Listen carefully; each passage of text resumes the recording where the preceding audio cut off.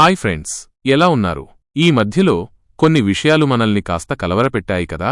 మొన్న పహల్గాంలో జరిగిన దాడి ఎంత బాధాకరమో కదా. టూరిస్టులు సరదాగా వెళితే ఇలాంటి దారుణం జరగడం నిజంగా షాకింగ్. అప్పుడు మన మోదీగారు ఒక మాట అన్నారు, గుర్తుందా? ఎక్కడున్నా సరే వాళ్లని పట్టుకుంటాం అని గట్టిగా చెప్పారు. అది విన్నప్పుడు కొంచెం ధైర్యం వచ్చింది కదూ. మన ఆర్మీ వాళ్లు సైలెంట్గా ఒక పని చేశారు. ఆపరేషన్ సింధూర్ అని మొదలుపెట్టారు. ఎక్కడైతే మనమీద దాడి చేయడానికి ప్లాన్స్ వేస్తారో ఆ పాకిస్తాన్లో ఉన్న టెర్రరిస్టుల స్థావరాల మీద గట్టిగా కొట్టారు. ఇంకో విషయం తెలుసా?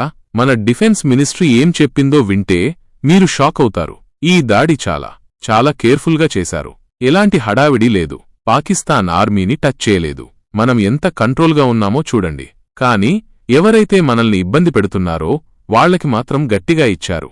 అంతేకాదు ఫ్రెండ్స్, ఈరోజు ఇంకో ఇంట్రెస్టింగ్ విషయం జరిగింది. మన హోమ్ మినిస్ట్రీ వాళ్లు ఒక సూపర్ ప్లాన్ వేశారు.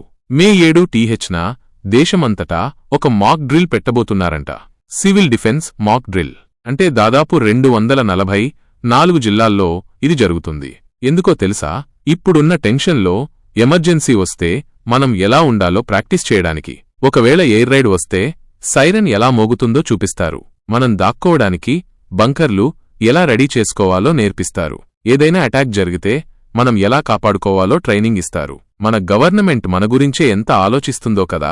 ఇంకా ఫైనల్గా ఒక విషయం, మన ఆర్మీ వాళ్లు మొన్న ఒక పోస్ట్ పెట్టారు, ప్రహారాయ సన్నిహితాహ జ్యాయ ప్రశిక్షితాహ అని. నాకైతే కొంచెం కష్టంగా ఉంది చదవడానికి. కానీ దాని అర్థమేమిటంటే మేము కొట్టడానికి రెడీగా ఉన్నాం, గెలవడానికి ట్రైనింగ్ తీసుకున్నామని. సింపుల్గా చెప్పాలంటే మనోళ్లు ఫుల్ ఫామ్లో ఉన్నారు. సో ఫ్రెండ్స్, గుర్తుపెట్టుకోండి, మన ఆర్మీ అంటే మామూలు కాదు. ఎవరైనా మన జోలికి వస్తే వాళ్ళని వదిలిపెట్టే ప్రసక్తి లేదు. జస్టిస్ ఈజ్ సర్వ్డ్ అని వాళ్లే చెప్పారు. కాబట్టి ఇక ముందు ఏం జరుగుతుందో చూడాలి. మీరేమనుకుంటున్నారో కింద కామెంట్స్లో చెప్పండి. ఇలాంటి మరిన్ని ఇంట్రెస్టింగ్ అప్డేట్స్ కోసం మన ఛానల్ని సబ్స్క్రైబ్ చేసుకోండి. మళ్ళీ కలుద్దాం. జై హింద్.